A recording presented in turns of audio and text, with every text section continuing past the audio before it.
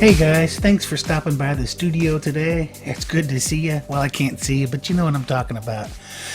I'd like to talk about something that's a very highly debatable topic among people. Some people swear one way about something, some people say this is what you need, but what I want to talk about is the audio interface that you use in your computer for recording.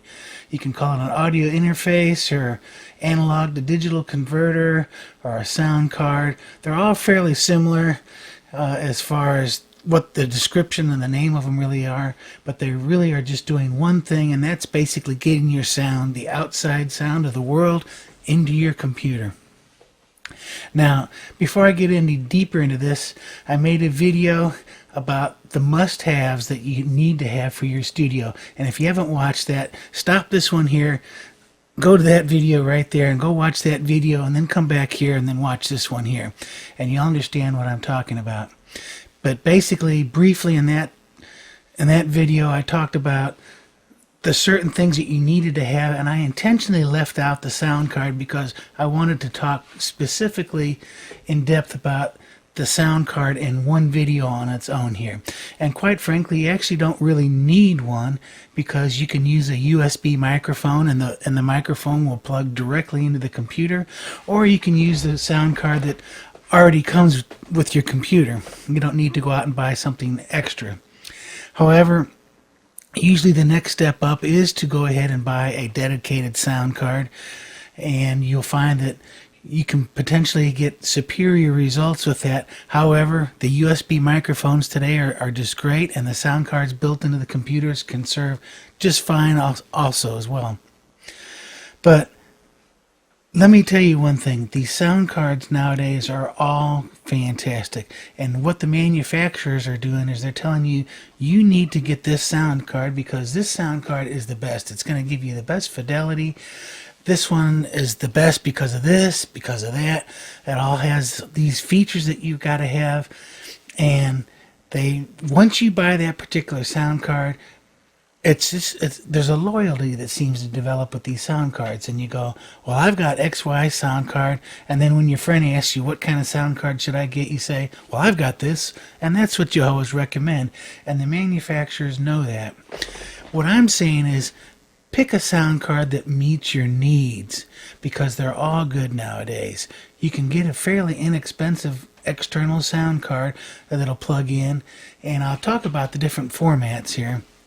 But you can get a low-cost sound card for $100, and the results are going to be stellar. It will have a mic preamp already built into it. But what I think you really need to be more concerned with is the features that the sound card has. The more expensive sound cards that are getting up into the thousands generally will allow you to plug 24 inputs at once and record in a huge band or whatever. Multi-track your drums, multi-track everything all at one time. But if you're like me, you don't need 24 inputs at once. And in fact, once you start overdubbing, you're typically only using one channel at a time. So therefore, I would say start out and get a stereo sound card. I would go ahead and skip the mono because I think a lot of times you're going to want to try to record something in stereo like your acoustic guitar, or if you record a piano or even drums, you can get a great sound by putting two mics out in front of the drum kit and get a good representation of the drum sound and get a killer drum sound and actually get some nice room sound and everything. And that will only take two microphones. So to do that, you'll need a 2-channel sound card. Now, as you grow, you may find, well, actually I do need a little bit more inputs. I need something to where I can play guitar and sing, and my buddy can go ahead and play guitar and sing. So there you might think of, well, I might need 4 inputs at once. So if you're going to get into that type of situation, realize that now, yes, I do need 4 inputs, and so you might start looking at the cards that offer that. I'm trying to stress, look for the sound card that offers the features that you need. Now, do you need something that has all the mic preamps on it, or do you need something, if you've already got a little mixer here and you can have the line outs and use the mic preamps in the mixer, then you don't need a sound card that is loaded up with mic preamps. However, those mic preamps will be fine, but most likely they're not going to be all that much better than the preamps in your mixer if you've got a fairly current mixer. So therefore, you can take the line out into the line in of these sound cards. Let me talk about some of the interfaces, the way that these sound cards are plugged in. Now, I've used Echo products, and they basically are phasing their sound cards out, but I've liked them. I use an Echo.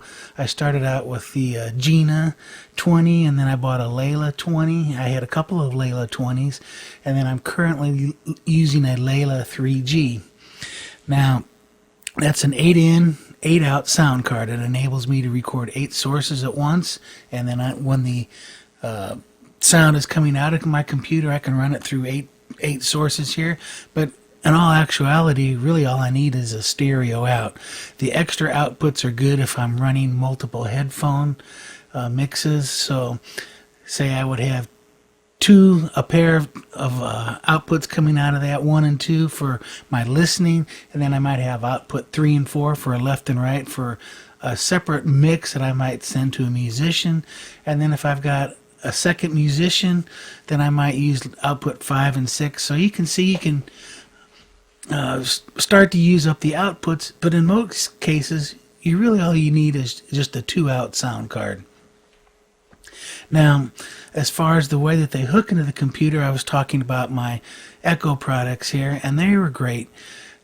They are a PCI interface. Unfortunately, in my new computer, I'm going to have to get a new sound card because the PCI slots and the motherboards are basically being phased out. You don't see those in the new motherboards.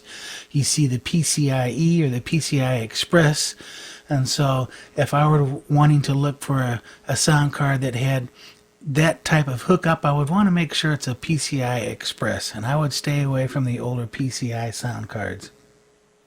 The FireWire has also been a popular hookup, or the Thunderbolt, but that format seems to be starting to fade away. I think you'll see FireWire, and I'm just personally speaking, that I think you'll see that for another 2 or 3 or 4 years, and then after that I think the FireWire is going to disappear. The USB is what I would gear it for. I would go ahead and get a sound card to where you can plug in the USB. All the new laptops, all the new computers have the USB inputs, the 2.0 and even the 3.0.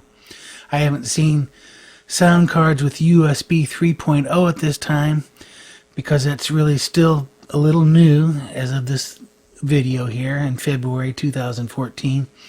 But certainly USB 2.0 is just fine. In most cases, you can stream 24 tracks in and monitor 24 out at the same time.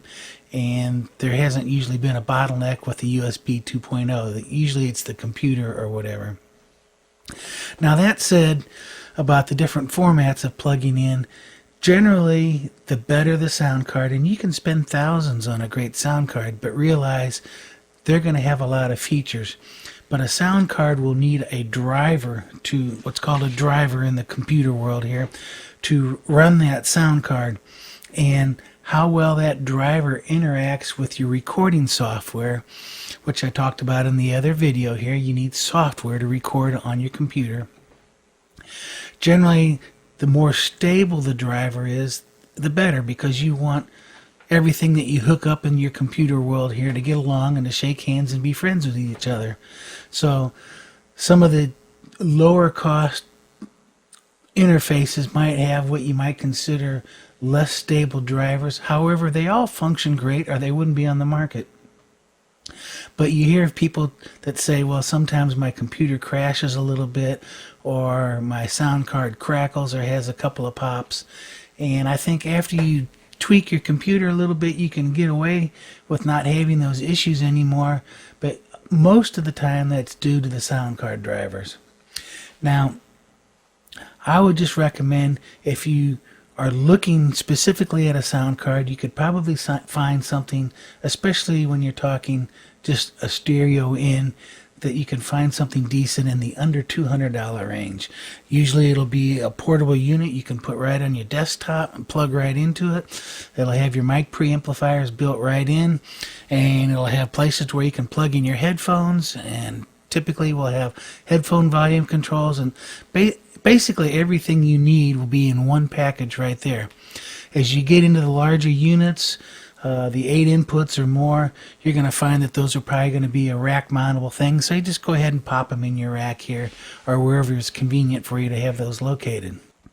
Again, I can't stress that I would look at the features more than the brand name. But yes, in the back of my mind, when you're spending thousands of dollars, and this is what the pro studios will do because they can't afford to have a client come in and then have the occasional rare issue to where they would have problems.